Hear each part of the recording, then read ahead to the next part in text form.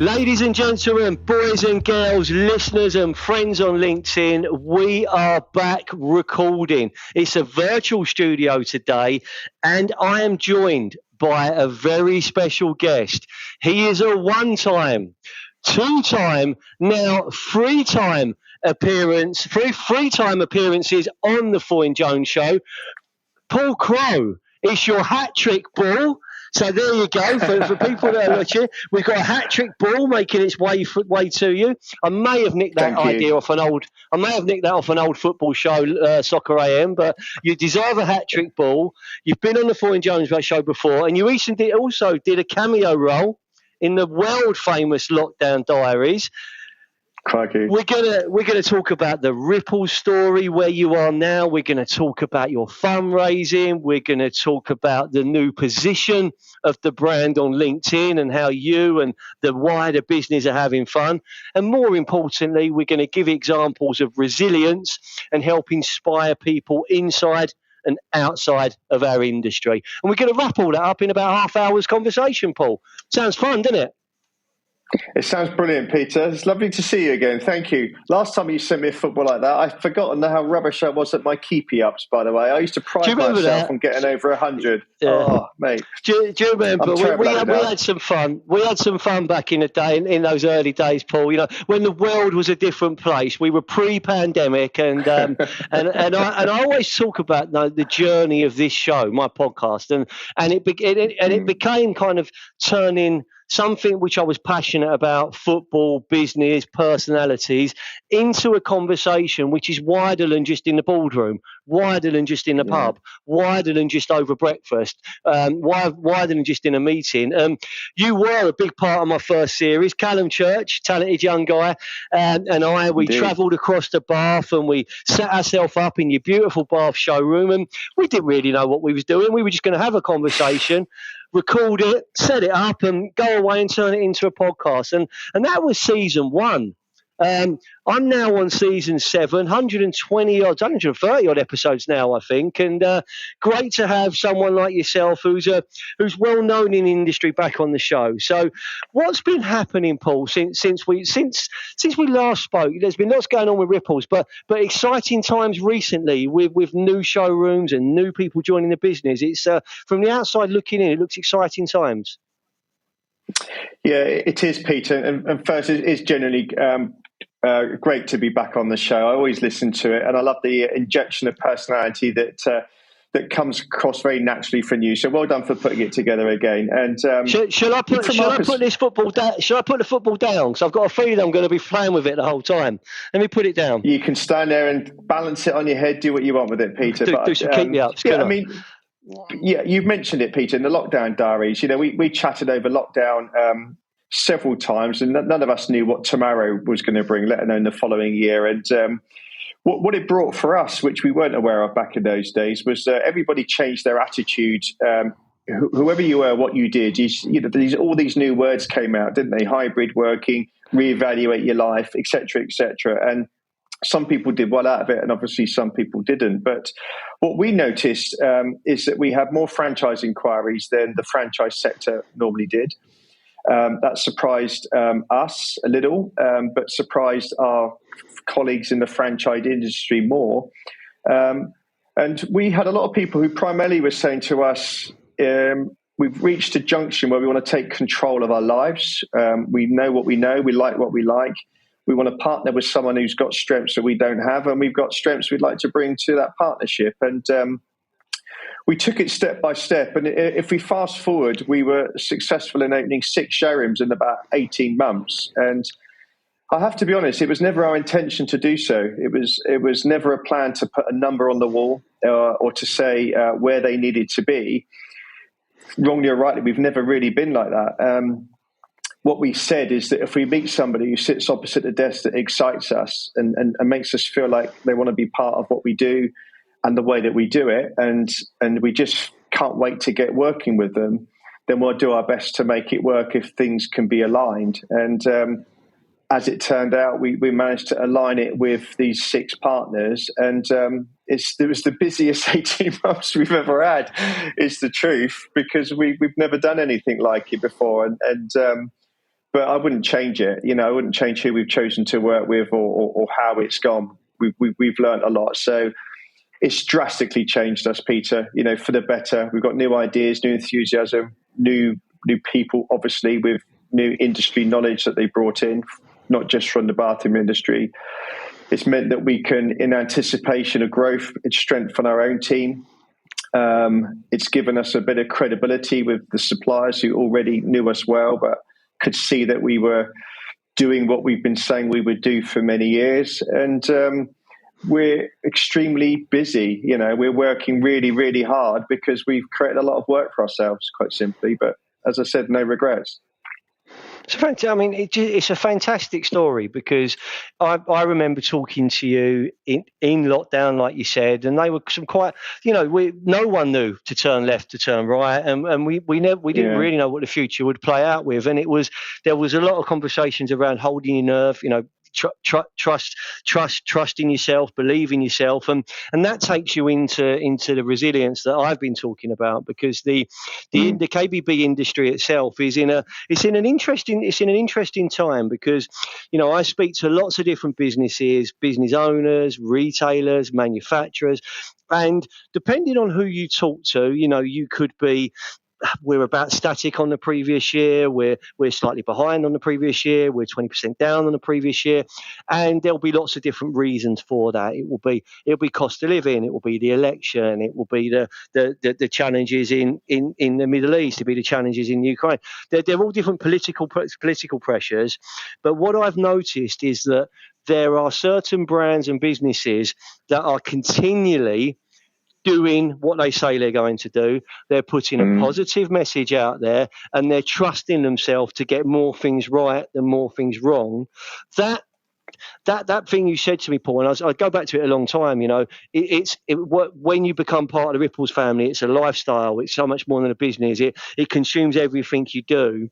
When you're talking to the potential franchisees and they are ready for something life-changing, something financially life-changing, something career life-changing, something personally life-changing, probably emotionally, mentally life-changing as well. Do you look for qualities of resilience as well? Because it can't just be, I've got a bag of cash here and I've got investment here and I want to come and play. Do you look for, what do you look for to determine someone as they could work and they could work in that area? That's a brilliant question, Peter. And our approach, sometimes discreet approach, is to try to talk them out of it, because it's easy to talk them into it when you've got a glossy brochure. We've got some beautiful images of showrooms, people. We can show you that person diving in off that yacht into that blue sea. And that's the franchise industry. That's everything people hope that you're not going to say.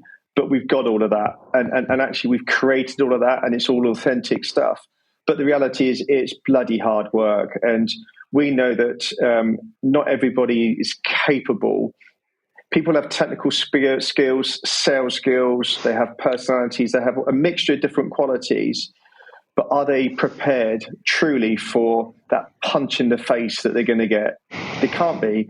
And so we've got to tell them what it's going to feel like, maybe knowing that you pay your mortgage if your business has performed that month. You have something to do sales-wise only if you've either found someone to talk to on the telephone, found someone who's walked into your showroom, or knocked on somebody's door because they didn't come in.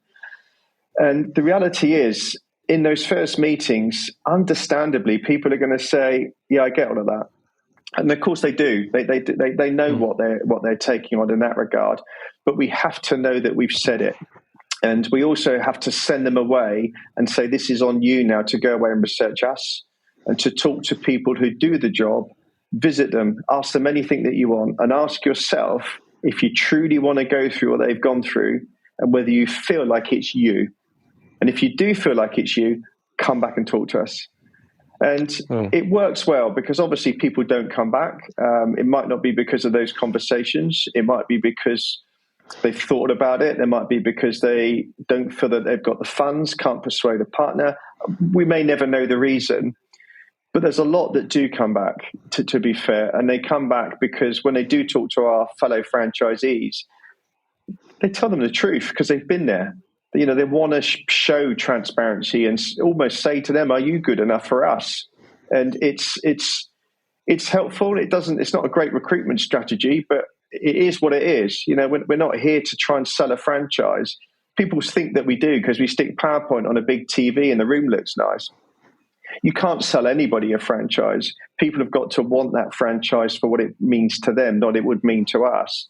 And we can't work with a partner that we can't benefit from over 10 years. So the way that we look for resilience, to answer specifically the question, is that we have an interview questionnaire where we create scenarios for them. We want to know how they're going to deal with it. And their answer would tell us at least their attitude, how they think about problem solving, because it isn't a 2+2 type formula. You often actually, the skill is not knowing the answer and figuring out who may be able to help you with that answer. And I'd love to chuck them all on an island with me, and we've got to survive ourselves for a week and go hunting and all of those sorts of things. So, I mean, have some real that's proper fun. interview Can I tests. come, Paul? I'll come. I could do the running. You could do the cycling. Yeah, well, I'm sure if it's a warm island, we'll have a few people desperate to come. But do you know what? You said Peter, some things there. You'll last a bit longer than me. Yeah, I'm not sure, Paul. I don't know, mate. I don't know. We might. You know, I might run and you might pedal, but I think you're probably going to edge me a little bit. But you mentioned some things there, and I want to go back to them. You know, you don't know how you're going to react until you get a punch in the face. And go to where my youngest boy is in the parachute regiment. No plan survives contact. You know, that's so powerful and so relevant. And you hit something there as well, which I think, you know, the listeners, they're going to get this if they are self-employed, if they are an entrepreneur, if they've set something else, if you've built something, lost something, built it again, you know, that you will only pay your mortgage. You will only feed your family if you make something happen. That's 100% on you. And you are so far away from the PAYE employee world that actually that moment of truth can be absolutely terrifying. But if you get through it, lead to some amazing rewards for people if they're successful. And I love the fact you said something there, Paul, about you try and talk people out of it. Because we use that as a recruitment business when we're talking to candidates, job seekers, boys and girls about a new opportunity. And, you know, if you're in a headhunt situation or if someone's, you know, it's a bit like online dating, they're flirting with each other to see where they're interested. And I always think that if we have to try too hard, if we have to really overpitch the job or overpitch the opportunity, we're either number one, talking to the wrong person, because if we've done our homework correctly and we've researched this right, they really should be saying yes or I'm interested, but.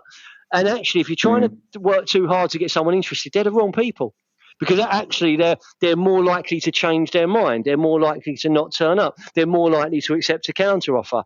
And as hard as it is, and I think it's easier for me from an umbrella perspective to look at it like that. It's a bit harder at the sharp end when you're grafting to get you want to get the counters in. But actually making that decision is better for everyone in the long run. So that must have been part of the success story. But 6 showrooms in 18 months, that's one every 3 months, mate. That's one every quarter if you're looking at it like that. That's and quite a geographical spread as well where they're opening, Paul.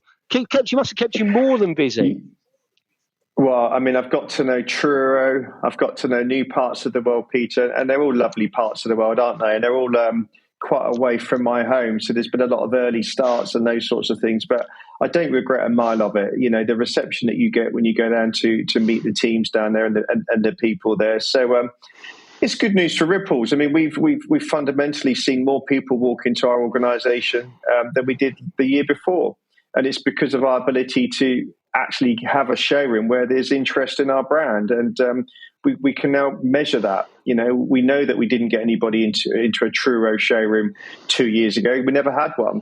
But we can now count the hundreds of people that have gone in there since we've opened and be able to say, well, we can now sell them something. And we got a team in there that are able to do that well. So it's a good test for us. It's a good sort of chance for us to find out how good we are, also how good we're not, and where we need to get better.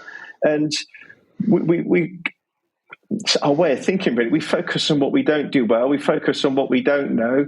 We have to remind ourselves of what we're good at. but we always keep looking at how we can just keep chipping away, attacking, getting to the next level. Because you never know when tomorrow's going to bring a lot more bad news. I'm sorry to say it like a negative way, but I have so much admiration for the showroom owner, the business owner, because they have to be good at design. They have to have a beautiful showroom. They have to understand their supply chain. They have to understand their marketing, online, offline.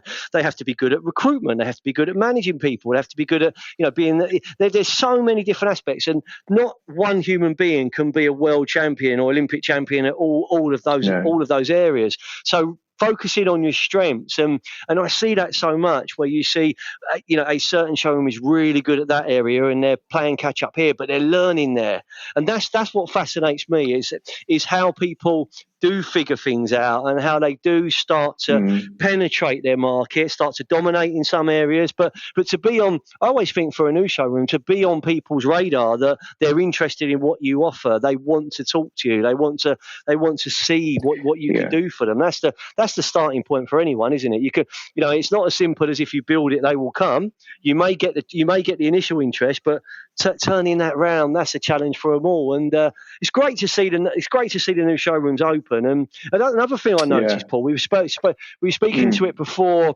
we started recording. The Ripples brand itself, the individual players within the brand, you've got a much bigger presence on LinkedIn than you've ever had before. That's great for me, being a LinkedIn fan. That's great to see.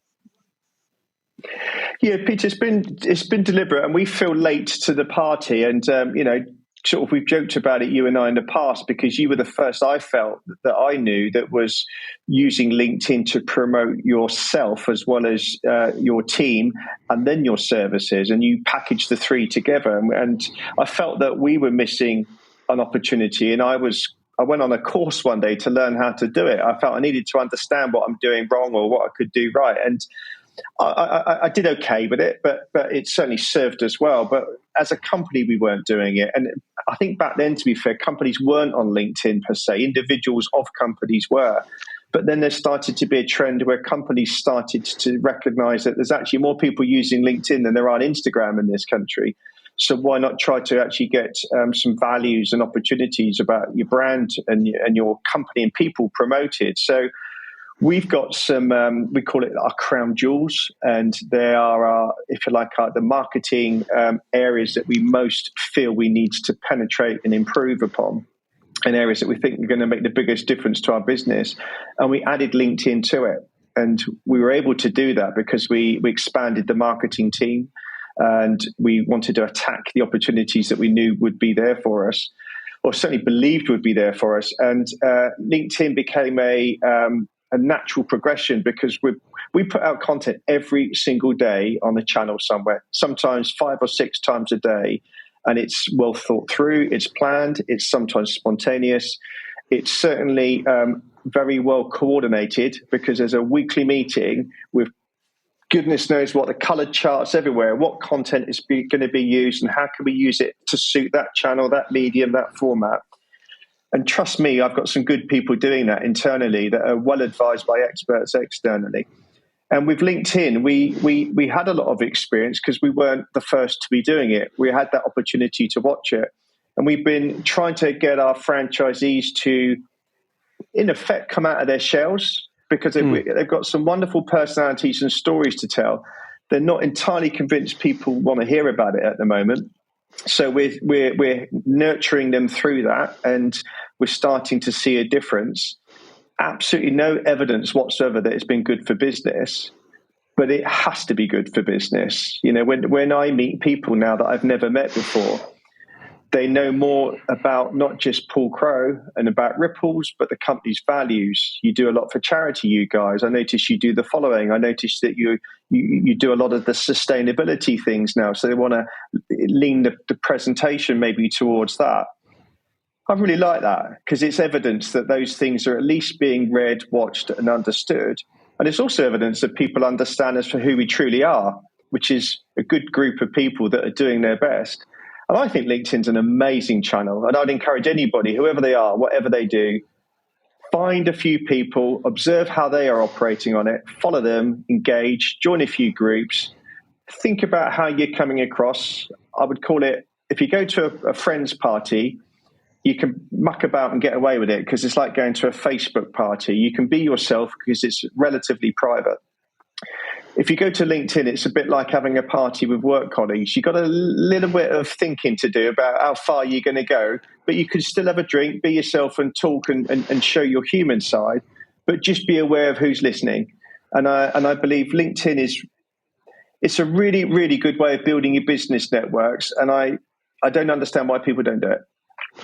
Paul, I'm a huge, long-time believer in the platform. It generates so much interest inbound on what I'm about as a business, or what my business is about, what I'm about as a person. It enables me to be authentic, and I get gigs now talking about the power of storytelling. I get talking about powers of branding, and I'm not an expert marketeer, I'm not that, but what I'm able to do is give real life examples of how I've turned a connection request into business, not through asking for business, but through building that relationship and through networking and actually through having fun. I think and I love that about, there are certain subjects you should genuinely avoid if you play it the right way. But for me, I always say this: if me and Paul Crowe were having a beer in the pub in Bath, I would talk to you in this way. If I was in your boardroom, I would talk to you that way. If you was here with me, I would talk to you that way. If I wouldn't behave like that in any of those environments, it's not coming on there. So it's the same person you see. Yeah. So Peter Jones in a boardroom will probably talk about my children. I'll probably talk about my dog Snoop. I'll definitely talk about Fulham Football Club, and there'll be lots of business and relevant activity in there as well. So why wouldn't I share that publicly on LinkedIn? Yeah. How you do it, that's the challenge, isn't it? And I think it can be a force of good. It can help you raise money, for charity. It can promote and support people when they need it. And actually, it gives you a voice. And if you put your voice in the right areas, you can have so much fun and turn it into something really, really positive. So great that you're doing it. Paul, I remember the first time that I messaged you on LinkedIn, right? And you, I don't know what you were doing. You're doing something in your office, and people were throwing loads of balls of paper at you or something like that. Do you remember that? They were throwing balls or something like that at you. It was something like that, and I can't remember what it was. I can remember something weird. Yeah, and I remember sending you a message saying, I don't know why people are throwing things at you, but it's caught my attention. And it went from there, and it can be so, like, the amount of people that I get messages for, which is football related or it's recruitment related, and I always say this: if people are saying nice things about you when you're not in the room, what more can you ask for? What more can you ask for? And don't take yourself too seriously as well. That's the thing. If you take if you take it seriously, you're going into a darker place there, because it's a great tool. And I think for any business, whether you're a service provider, whether you're a showroom, whether you're a solopreneur or a global business, the brands that get it right and the individuals that get it right, they're only going to benefit, because that's the way the world's going. And you mentioned that it's good for you in terms of sustainability. You mentioned that it's good for you in terms of telling your story. You've been doing some storytelling. You've been doing some fundraising, Paul. So I'm going to say keep on pedaling, because that's my that's something that I put out on every post I get the chance to see, with a few little cyclists on there. Congratulations, because that was a fantastic achievement recently. Do you want to just tell everyone what you've done and what the group did and who you did it for and what you raised? Because it's phenomenal, Paul. It's a brilliant effort. It genuinely is. Thank you, Peter. I mean, you're very kind, and you have been very supportive as well. And well, it comes about really because I've organised now 3 London to Paris bike rides, all for the same charity, which is called The Cycle. And they matter to us because the people who work at that charity do amazing work, and we've been fortunate enough to visit where the money has gone and seen quite literally hundreds and hundreds of people lives change for it. So it does get under your skin in a good way. And we then did the London to Edinburgh. And long story short, we said, what do we do that can maybe open it up to more people? And my colleague, Harriet, who joined us about 18 months ago, came up with the idea of, what about if we did something like getting people to the top of Snowdon? And fast forward to last month, and we had, or June, we had, I think it was 35 people stood at the top of Snowdon on a hugely wind blustery day. It was quite ferocious. It's always windy up there. It's never nice up there. Peter, not in the photographs. In the photographs, you're going up there and capturing these beautiful views. And trust me, they are beautiful halfway up.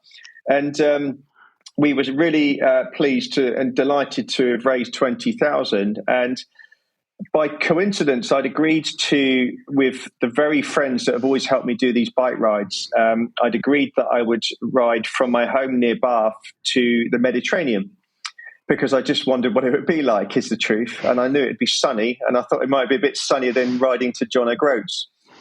So we went on, and I decided then, I thought, well, I might as well actually link it to the Snowdon climb. Especially as I was going to be doing Snowdon 3 days after I got back. So I extended the fundraising for myself to include that ride, and 10 of us got on our bikes, and it was 8 days of riding, and we managed about 725 miles. So it was quite a lot of average miles per day. We went up one of the biggest cycling mountains in France along the way, just to make it even harder for ourselves, called Mont Ventoux, which, again, it was windy and rainy at the top. It was 50, 60 mile an hour gusts, which was quite scary. And I had a great time. Do you know, it's just bizarre to be able to say it. It was grueling, it was tough, and it was wet for a few days. But when you arrive at Marseille, which is a beautiful dock, and you stood on the beach with your feet in the Mediterranean, and you knew that you started off on a wet day in the summer in the southwest of England, it just made it quite sweet. And I will say, if I can use this opportunity as a plug, in 2025, I'm going to smash that charity funding. We're going to go for 50,000. We'll reveal what the event is when we thought of it. And the reality is it will absolutely be bicycle related, and it might even be another Snowdon alongside it. But I will absolutely keep on going until we've hit that 50,000. And anybody that has any interest in cycling that wants to join me, I would love to hear from them, because I've already had a lot of lovely messages from people that have said, let me come with you. And I've also had an awful lot of support from our industry so far that really does showcase how fantastic this industry is. So there's no bad news in it whatsoever. That's important, and I think, like, I've done various fundraising things, and there is nothing more motivational when you see the donations coming in and the messages coming in, and it doesn't matter how rough you feel, it doesn't matter what you're going through. You know, you keep going, you dig deeper. And I look back on some of the journeys we went on raising money on the campaign against living miserably, for male suicide and your mental health, and recently with the Parachute Regiment. You know, when you're getting messages from people and they're coming from the heart and the donations are going up, it just inspires you to want to do more. So I've got no doubt, Paul, that you will show resilience, you will keep on pedaling, and you will get that 50k challenge in for 2025. I will be a vocal supporter of everything you do personally with the Ripples brand. That's the first half of this episode of the Foyne Jones Show finished. After the break, we will be talking football, because we can't have Paul Crowe on this podcast without talking football. So, when the Saints. So we'll be talking a bit of football, a bit of Fulham and Southampton banter. We'll be talking about resilience, giving some advice next to the generation. And before we break, I just want to say thank you to our sponsors, Carousel. Without you, we don't have an episode. Without you, we don't have a podcast. Without you, we don't have a show. That's the first half of the Foyne Jones Show. We'll see you after the break. With over 35 years of global expertise in crafting, designing and delivering high-quality kitchen solutions, Carousel offers an unmatched variety of products, including surfaces, sinks, taps and appliances designed to elevate and transform any culinary space. Well, there we go. Welcome back to the Foyne Jones Show. I'm with Paul Crowe from the wonderful Ripples brand. Paul, we've been talking franchisees, we've been talking new showrooms, we've been talking cycling to the Mediterranean from Bath, we've even gone to the top of Snowdon, and we spoke about my specialist subject, LinkedIn. There's another sport I'm quite passionate about. It's a round ball, it's football, and we've got to say it, when the Saints, we've been here before, Paul, you're back in the Premier League. Yeah. How do you feel? Oh, Peter, it was amazing, isn't it? Because you know how stressful it is trying to get back to an area that I so miss being in the Premier League, and I love being in the Championship. It's such a contradiction, I know, but I hated every single minute of that final against Leeds. It was the most agonising 90 minutes that you could ever watch. And of course, isn't it a wonderful feeling? It's great news for the city. It's great news for everybody that's ever turned up at the Dell, let alone at the St Mary's. Because there's so much storytelling goes on when a whole family through generations like mine have supported the same team. It means absolutely nothing to anybody unless you know you love your football and then everybody understands where you're coming from. Everybody's got their own colours, and mine are red and white stripes, and I wouldn't change them for the world. Fantastic. Do you know what, Paul? I think Southampton's one of those clubs. You know, I've seen Fulham win at the Dell. I've seen Fulham lose at the Dell. I've seen Fulham win at St Mary's. I've seen Fulham lose at St Mary's. I've seen Southampton batter us at Craven Cottage. I've seen us win at Craven Cottage.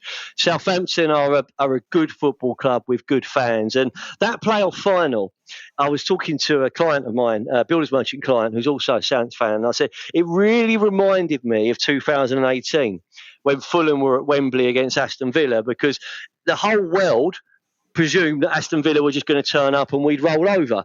And there was a little bit, I mean, Southampton were probably a bigger club like for like than we were against Villa at the time, but there was that kind of mighty Leeds are going to turn up and they're going to run away with it. And I think you're right about the Championship. It's a horrible league when you get relegated into it, but when you get promoted out of it, whether you win, come second, or even better, winning the playoff final at Wembley, it's one of those very, very special moments. So what's your thoughts for the next for the season? Do you think you'll consolidate and stay up? You've got a decent gaffer. He's doing well, isn't he? Yeah, do you know, Peter, I become an eternal pessimist when it comes to football. I believe that we're going to go into every game and win, but at the same time, just before the whistle starts, I hope we don't lose. You know, and I think that he is a good gaffer. He's got a great reputation. I think that he splits the crowd a little bit, to be fair. They say he likes a lot of sideways balls, and that possession might mean a lot, but it doesn't win you the match. So I think it'll be interesting how he adapts the team, because he has adapted the squad very, very slightly. And I think that we've made some quite shrewd signings. So we've still got a relatively young base to the team, which I think is always a good thing. So I kind of think, will we be in one of the three worst teams in the league? And I kind of think that we won't be. I just happen to feel that we can just do a little bit better than a Forest or someone like that. I think we'll do better than an Ipswich. I think we've got to not play like a Championship team. We all saw what happened to Burnley, and everybody wants to sing their praises, but it didn't work. And I think that we've got to just use our intelligence as a football club to play the way that suits the system that we know that we've got, but also just accept that it's about points, and it might even be about draws, but you can actually grind out a good position for yourself, and then you can start to think about the next season, because nobody wants to go back to parachute payments and a clock ticking away on you. So I feel optimistic is the truth. Yeah. That's the most positive thing about Fulham at the moment is, you know, we were Premier League for 13 years. We got relegated. It took us a while to get back up, and then we yo-yoed, you know, and that was horrible, because you're getting yourself up, you're getting excited, you're spectacularly going back down again. But with Marco, it'll be our third season on the bounce back in the top flight. It'll be a different playing squad. No João Paulinho in midfield. That's like losing two midfielders. William probably not going to be there. We've never really replaced Mitrovic. We got some goals from Muniz the season, so it'd be interesting. But Ryan Sessegnon's come home, which just makes me happy. If we get him fit and he starts playing, that will just make me happy. And it looks like Smith Rowe. Looks like Smith Rowe's going to be a done deal. So both of those players will fit the Marco Silva way. Lewis Barham, he's a great player, Peter. Smith Rowe, he is. Lewis Barham, he is, and you know these are young English players. They're young talents. You know, Cess is still young. Smith Rowe's young. They'll play football with Fulham. So that should give us a go. But I have very modest ambitions with Fulham. I start fourth bottom. So, because I always think like you, there's probably going to be 3 worse teams.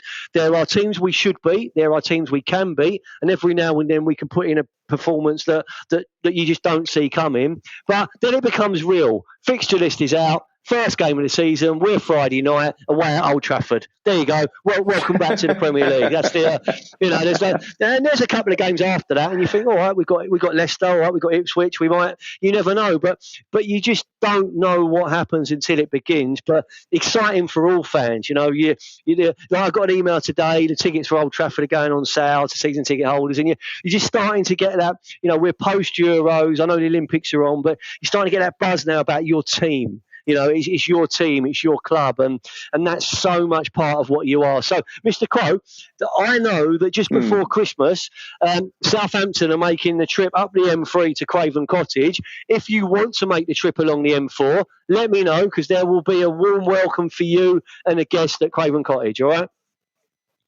I will definitely follow that up, Peter. Thank you. I assume I'll be in the Fulham end, will I? Well, we'll work that out on the day. We're a friendly bunch, mate. You'll be okay. You'll be okay. We'll work out on the day. What I can tell you is you won't be in the new posh stand with a swimming pool on top, because that is outside of my budget, mate. They've gone rock and roll with that stand. Let's hope we stay in the Premier League, because that will be a very expensive and luxurious stand in the Championship. So we'll see how it plays out. But I call Craven Cottage a spiritual home of football. It's a beautiful part of southwest London. It's where I'm from. You're more than welcome to join me, Paul. We'll make a day of it, all right? That's very kind. Real football for real people. That's right. So let's go back to the theme of the podcast to wrap things up. I want to talk about resilience, Paul. And I think that, you know the industry. You know the challenges we've all faced.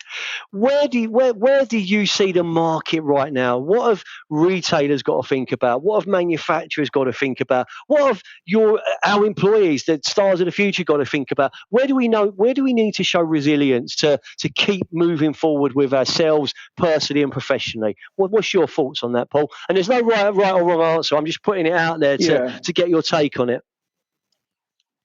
I think, Peter, first of all, we can only ever remember that we can't control things we can't control, as obvious as that sounds. So we can't read the newspapers and start thinking about what we do about the government and all of these things and what wars are going on. So stop talking about it and using it as an excuse, because there's always somebody out there who's got the same environment doing better than you, always. And I think that you have to then say, well, what are they doing that I'm not? Likewise, you can't get so paranoid that you forget who you are, what you do, and what made you, what got you to that position in the first place. So I think that the first stage that we always come back to ourselves is, what are we doing that we think is working well, and why do we think it's working well? And our reference point is actually the people who give us the money, the customer, is that what are they doing at the moment? Why did they buy from us? We can only guess why they might not have bought from us. But we can also look at what they might be thinking when they spend their money somewhere else. What did that other company do? And is there a trend? Is there a habit? So you have to have your eyes open, and you can't be blinkered, because things change rapidly. Different generations do shop in different ways. And we're 35 years old plus, which means that, we've always said that the customer who's in their 50s is our prime target. Well, they were in their 30s 20 years ago. So we've got to talk to everybody in the way that works for them, because if they're not a customer today, they might be tomorrow. So we need to be creative, and we need to have our eyes open. We obviously need to continue to work hard, and I don't know anybody that doesn't. I think that's a given, but we can't also take our foot off the gas just because it's been a good period. But I think the key thing is we actually all just need to get better. And better is not a negative, and it's not a criticism. But the supply chain is poor. It's full of good people, but things don't turn up consistently on time. That needs to change. So there's only little we can do about it other than keep flagging up and helping our partners, our supply partners, try to improve. Sometimes that means we've got to be a better customer for them. So we have to look at how we can actually assist them and what we can do to reduce those errors that may well actually be caused by us. But overall, I think that we need to, I could write a book on this, I'm sorry, Peter, but we need to roll our sleeves up and just keep it real. We just need to remember, forget KPIs. They absolutely matter in the right meeting room. But one person in front of you is one person, and that one person could change your day. Make the most of the opportunity that's in front of you. The ratio is 1-to-1. Make that opportunity count and accept that if it doesn't work out, start again the next day with the next opportunity and go again. And that's resilience. Resilience isn't having a plan. Resilience is getting up from failure. It's the Andy Murray thing. It's the Adam Peaty thing. It's why sport is such a huge example of resilience, and why those people are talked about more than the people who may be winning more. Because everybody likes someone who can come back from failure. And in life, you have to always come back from failure, because it's the only way that you will ever find success. It's literally the only way. And didn't Sir Winston Churchill say success isn't final, failure isn't fatal, it's a strength to continue that counts? Or so, I might not have got that word for word, but I know that was one of his really powerful quotes. And you're so right. And again, it's what amazes me, Paul, is that some of the things you spoke about there, they're so relevant to lots of different industries. It's not just about being in a showroom environment. I'll give you an example. You spoke there about, making the magic happen when it counts, that touch point. So for us in recruitment, that could be a face-to-face meeting. It could be a phone call. It could be a WhatsApp message. It could be, messaging someone on LinkedIn. But you only need one good candidate to fill a vacancy. You need one good candidate. If they're absolutely right, the magic happens. And being resilient enough to deal with what goes on, the highs, the lows, that's the difference between success and failure. And it's where people struggle sometimes in a sales-led role or a business-led role, where it's very results-orientated. You can't be carried by others. You've got to make it happen for yourself. So how you are, the image you put out, your energy, the vibes you're giving comes through in everything you do. And I see that in shops I go into, restaurants I go into, showrooms I go, wherever I go. You walk into somewhere and someone makes you feel good, you notice it straight away.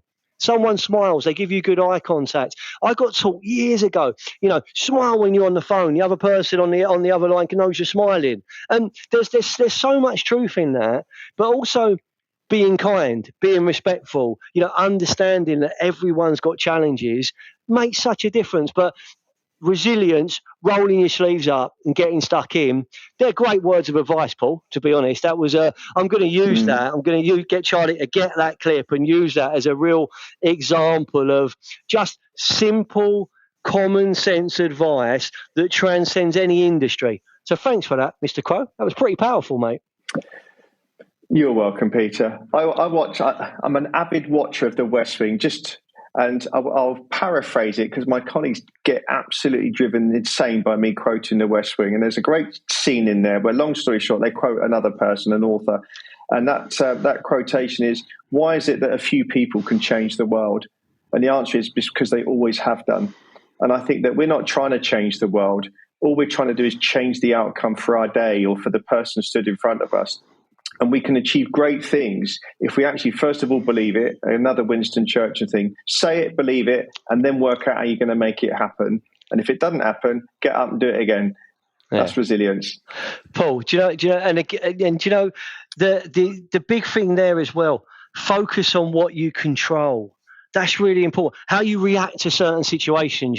Like that's annoyed me. I could get angry here, or I could take a deep breath, I could smile, and I can do something else because it's done. And that's something which I battle with a lot. I battle with, do I bite back? Do I retaliate? Or do I just smile and get on with it? And I've learned as I've got older, because I'm nearer 49 rather than 29, or I'm nearer 50 than I am 20.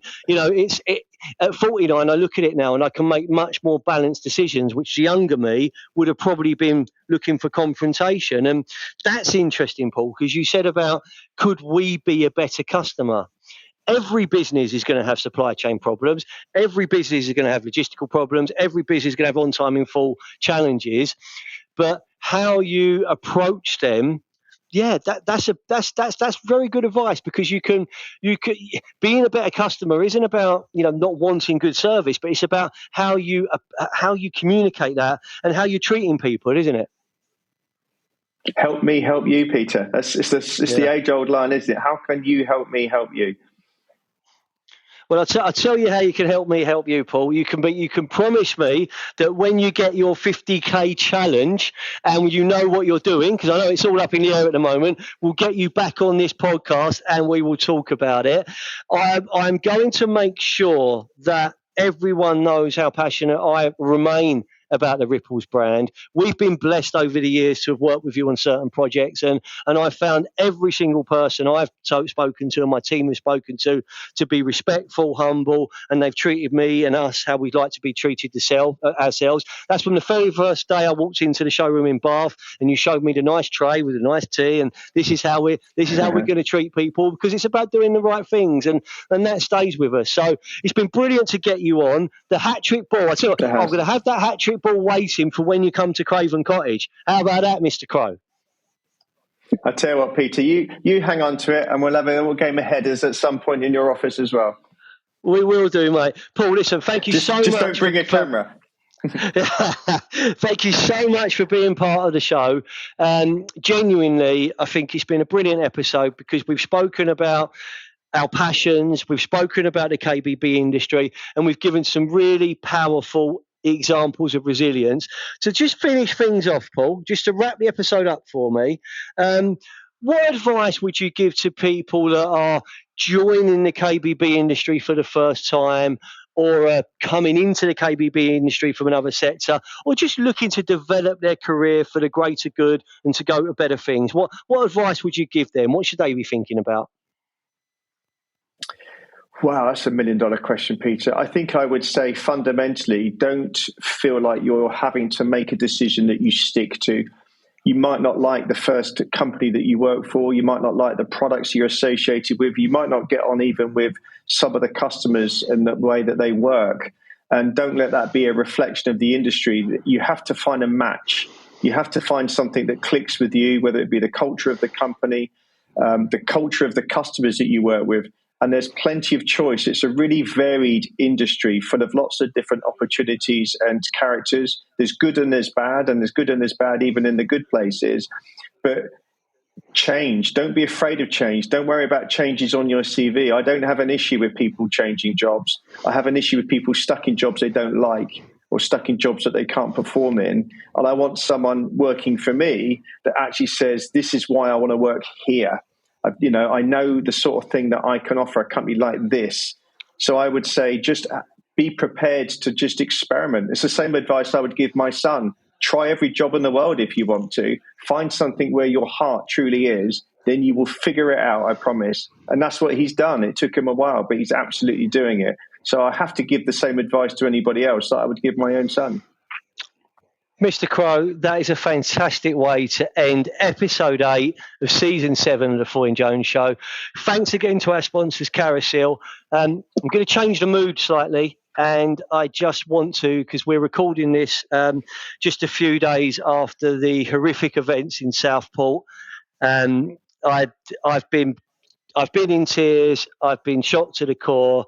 3 innocent little girls lost their life. There's others injured. There's people been injured trying to save them. I think the world can be an awful place, and when you see examples like that, it just makes us think we've all got to do better. So for me, I just want to let everyone know that our thoughts, our prayers, our love is with anyone who's been impacted, affected, or just shocked like I've been to that horrific tragedy. It's I'm a parent, you're a parent. It's it was harrowing, and it's only when you look into something like that you realise how fragile and vulnerable life can be. So I wanted to just end the show on something quite somber, quite poignant, but needs to be spoken about as well, because we need to do better as a country, and we need to stop things like that happening if we can. So, Paul, thank you for being part of the show. Yeah. Just if I may just say, we've actually got a wonderful couple operating a franchise in Southport, and they attend that dance class. Their daughter is a member of the class. They weren't there that day.